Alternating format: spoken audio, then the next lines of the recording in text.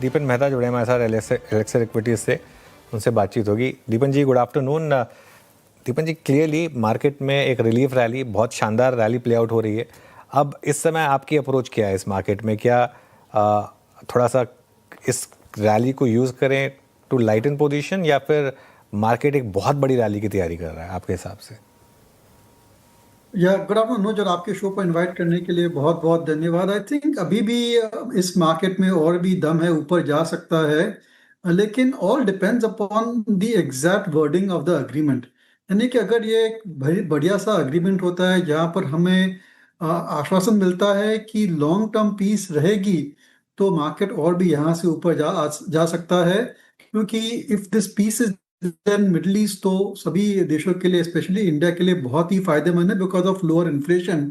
लेकिन अगर इसकी लैंग्वेज थोड़ी आई वुड से कंफ्यूजिंग रहेगी, और अगर एक्सपर्ट्स को लग रहा है कि यहाँ पर कोई खास पीस नहीं मिलेगी, वॉर चलती रहेगी, ऑयल के प्राइसेस एलिवेटेड रहेंगे, ऊपर रहेंगे, तो फिर मार्केट यहाँ से भी करेक्ट कर सकता है। इसलिए आई थिंक बहुत ही इंपॉर्टेंट इवेंट होने वाला है on Friday, once you know the exact text of the agreement between Iran and US.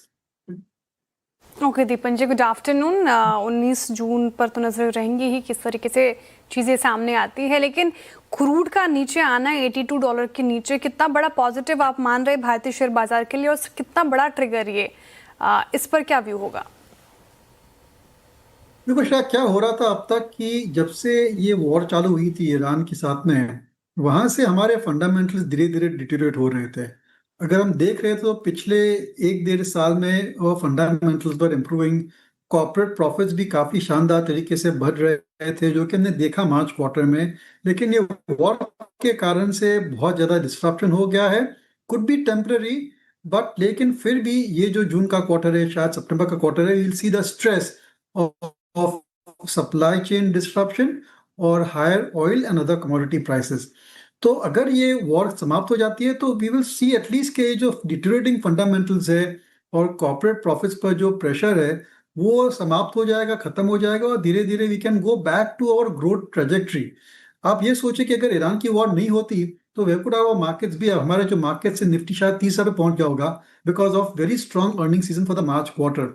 तो ये पोजीशन है, और जैसे मैंने कहा, आई थिंक अगले एक हफ्ते में पूरा का पूरा पिक्चर क्लियर हो जाएगा, और हमें ये आश्वासन मिलेगा कि peace is there in spirit and in letter, कि केवल एक टेम्पररी फेज है। दीपन जी, रिलायंस की एजीएम है फ्राइडे को, आपका व्यू क्या है स्टॉक पर? क्योंकि आज की रैली में काफ़ी कंट्रीब्यूशन है रिलायंस का। लेकिन आई थिंक रिलायंस की परफॉर्मेंस अच्छी आनी चाहिए because of the kind of fundamentals in play, और उनका जो ऑयल टू केमिकल बिजनेस है जनरली ऐसे समय में बहुत अच्छा कंट्रीब्यूशन देता है। लेकिन मेरी राय में आप देखिए वेदांता में क्या हो गया है। उन्होंने कंपनी स्प्लिट कर दी और कितना बढ़िया सा वैल्यूएशन मिला, और कितना अच्छा वैल्यू अनलॉकिंग हुआ for the group as well as for the minority share holders. और मेरी तो राय यही है कि अगर रिलायंस इंडस्ट्री भी ऐसा कुछ करती है जहां पर वो अपने जो एग्जिस्टिंग बिजनेस है उसको स्प्लिट करके शेयरहोल्डर्स को शेयर्स देती है on equal kind of a share holding pattern, तो बहुत ही बढ़िया सा वैल्यूएशन निकल सकता है। क्योंकि धीरे धीरे क्या हो रहा है कि जियो के आईपीओ की वजह से वी आर सीइंग कि जो होल्डिंग कंपनी की डिस्काउंट रहती है वो धीरे धीरे आ रही है in the Reliance industry stock price. इसकी वजह है कि ये जो स्टॉक है it's been under perform for the past few months और सो। ओके, रिलायंस आउटलुक अच्छा नजर आ रहा है। डिस्क्लेमर प्लेट आपकी स्क्रीन पर होगा। हमारी पेरेंट कंपनी तो कोई भी खरीद फरोख्त करनी हो, ये चर्चा सुनकर आपको मन कर रहा हो ऐसा करने का, तो अपने पर्सनल फाइनेंशियल एडवाइजर की सलाह ज़रूर ले लें। अच्छा, सिंस दीपन सर आपने वेदांता का जिक्र किया, वेदांता डीमर्ज होकर अलग अलग 5 कंपनियों में लिस्ट हो चुकी है, तो अगर मैं आपसे प्रश्न पूछूं, कौन सी कंपनी अब डीमर्ज होकर आपको ज्यादा बेहतर नजर आ रही है, स्टैंड आउट कौन सी कंपनी कर सकती है, तो वो कौन सी होगी? Stand out has to be aluminium, क्योंकि इसकी वजह यह है कि वहाँ पर काफ़ी अच्छा एक्सपेंशन हो रहा है, और सबसे बड़ा फोकस और पॉजिटिव ये है कि they are gradually reducing their cost of production. और यही स्ट्रैटेजी उन्होंने अपनाई थी इन हिंदुस्तान जिंक, जिसकी वजह से हिंदुस्तान जिंक ने बहुत ही बढ़िया रिजल्ट्स दिए पिछले कई सालों से, और बहुत ही स्ट्रॉन्ग कंपेरेटिव पोजीशन भी है, और अच्छा रिटर्न भी दिया है। तो same thing is playing out in Vedanta aluminium as well. लेकिन बाकी की जो कंपनीज है हम उसको बेचने की सोच नहीं रहे। As a major disclosure we are invested in Vedanta and all the companies.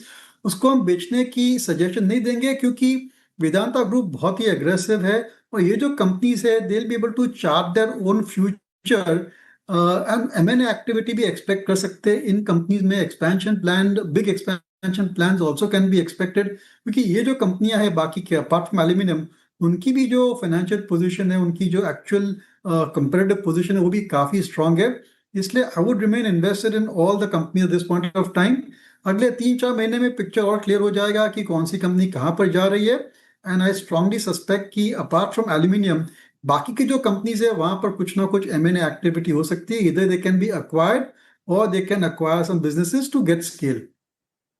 Okay. अच्छा, आज जो HCL टेक ने किया, क्या उससे कुछ नज़रिया बदलेगा आईटी पर या नहीं अभी भी, और क्या रैली में फिर एग्जिट का ही व्यू रहेगा?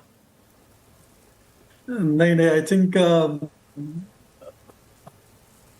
अनुज, ये बहुत बड़ा प्रॉब्लम है आईटी सेक्टर के लिए। और I was invested in IT sector right from 2000। अभी 26 साल हो गए सेक्टर को ट्रैक करते करते, एज यू नो। लेकिन जितना अब मुझे डर लग रहा है, कभी भी पहले डर नहीं लगता था। 2008 में जब ग्लोबल फाइनेंशियल क्राइसिस थी, तभी भी मेरे को काफी कॉन्फिडेंस था कि software service companies long term prospects are good. लेकिन अब शायद ये जो थीसिस है, ये जो कॉन्फिडेंस है, वो धीरे धीरे टूट रहा है। और मेरे ख्याल से उनके उनके लिए बहुत ही बड़े चैलेंजेस है, स्पेशली लार्ज कैप आईटी के लिए, जहां पर they need $multi-billion projects to survive, और ये नहीं हो रहा है। कुछ कुछ mid cap IT software service companies can do well, क्योंकि उनकी वर्टिकल स्पेशलिटी है, या फिर उनकी एजाइल पोजीशन है, या बहुत ही बढ़िया मार्केटिंग है। तो आई थिंक हैंडफुल ऑफ 4 और 5 mid cap IT stocks can do well. लेकिन इंडस्ट्री एज अ होल पर एक बहुत बड़ा क्वेश्चन मार्क बन गया है, और भाव हम देख रहे हैं कि धीरे धीरे गिर रहे हैं इसके stock prices. I would still like to avoid. देखिए, बेचने का समय निकल गया है, लेकिन अगर ट्रेडिंग रैली आती है, कुछ उछाल आ जाता है, तो डेफिनेटली इस सेक्टर में आपको सिलेक्टिव हो जाना चाहिए। और अगर आपके पोर्टफोलियो में बहुत ही बड़ा कंट्रीब्यूशन है, तो फिर आपको वहां पर थोड़ा डेफिनेटली अपनी जो वेटेज है वो कम कर देनी चाहिए। ठीक है, ये आईटी पर व्यू हो गया आपका। दीपन जी, दो स्टॉक्स मैं दिखा रही हूँ आपको। एक तरफ विशाल मेगा मार्ट जो 3% नीचे है आज, और दूसरी तरफ रखेगा एवेन्यू सुपरमार्ट जो 3%, 2.5-3% ऊपर है। विशाल मेगा मार्ट के नतीजे अच्छे आते हैं सर, लेकिन स्टॉक तो वो रिएक्शन देखने को नहीं मिलता। लेकिन एवेन्यू सुपरमार्ट पिछले कुछ सेशन से अच्छा कर रहा है, तो क्या इस स्पेस में भी सिलेक्टिव होने की जरूरत है? आपका क्या व्यू बन रहा है रिटेल स्पेस को लेकर?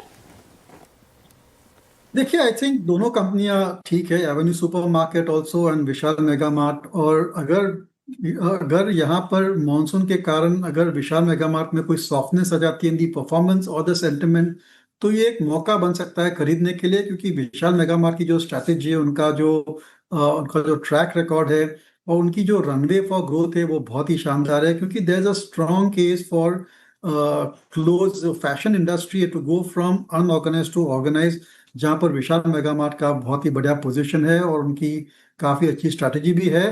तो हमारा व्यू विशाल मेगा मार्ट पर बहुत ही पॉजिटिव है। एवेन्यू सुपरमार्केट इज गुड, लेकिन वहां पर काफी सारा कंपटीशन आ रहा है from the quick commerce companies. इसलिए rather than Avenue Supermarket we would prefer at least Eternal और स्विगी, क्योंकि इनकी ग्रोथ रेट्स अच्छी रहेगी as compare to Avenue Supermarket. और Avenue Supermarket can also do well, लेकिन I see the prospects in these new age quick commerce companies to be far better. लेकिन विशाल mega mart जो है वो एक जरूर से उसको नजर रखनी चाहिए। और अगर करेक्शन में कोई अच्छी वैल्यूएशन पर मिल सकता है, और अगर आपका व्यू लॉन्ग टर्म है and you are able to ride out 2-3 soft quarters, तो ये अच्छे लॉन्ग टर्म रिटर्न्स दे सकता है। ओके दीपन जी, ठीक है। ये तो कुछ और स्पेसेस की बात करते हो। बीच में जब इस डील साइन होने से पहले हमने देखा था फार्मा और हॉस्पिटल स्टॉक्स काफ़ी अच्छा चले थे। तो दीपन जी, हॉस्पिटल स्टॉक्स पर क्या व्यू है आपका? नहीं, बहुत ही अच्छा व्यू है, पॉजिटिव व्यू है, एक सेफ सेक्टर है। और हमने देखा है कि 2-3 क्वार्टर से इनके नतीजे भी अच्छे आए हैं, और काफ़ी अच्छी तरीके से एक्सपेंशन भी हो रहा है वहाँ पर। विथ यूजुअल डिस्क्लोजर कि हमारा investment in Apollo hospital remains our top pick. और यहाँ पर भी जैसे वेदांता में हो रहा है, स्प्लिट होने वाले हैं, हमें शेयर मिलेंगे for the other subsidiary companies, और काफ़ी अच्छा वैल्यू अनलॉकिंग हो सकता है। और जो मेन उनकी हॉस्पिटल बिजनेस है, वहाँ पर अगले 2-3 साल में estimated 50% increase in the capacity है। जिसके कारण लॉन्ग टर्म ग्रोथ भी अच्छी आनी चाहिए। पर on the whole hospital industry पर व्यू हमारा पॉजिटिव है। Same is the case with diagnostics, जहां पर हमने देखा है कि मेट्रोपोलिस हो या डॉक्टर लाल्स हो या थैरो केयर हो, सबके नतीजे बहुत ही शानदार आए हैं। एक्चुअल अंडरलाइन जो वॉल्यूम ग्रोथ है वो भी काफी शानदार है। कुछ खास अच्छे नए लिस्टिंग भी हुए, जैसे कि एक नेफ्रो केयर करके कंपनी है, आईपीओ आया था रिसेंटली, बहुत ही बढ़िया नतीजे आए थे। We are certainly watching that particular stock. उनका बिजनेस मॉडल काफी आई वुड से डिफरेंट है, और बहुत सारा revenues almost 40% comes from overseas subsidies, जो कि बहुत ही अनयूजुअल है for a health care company. कि Deepan ji health care space को लेकर आप पॉजिटिव है। बहुत शुक्रिया आज जुड़ने के लिए हमारे साथ, तमाम सवालों के जवाब देने के लिए बहुत शुक्रिया आपके वक्त के लिए। Have a good evening sir.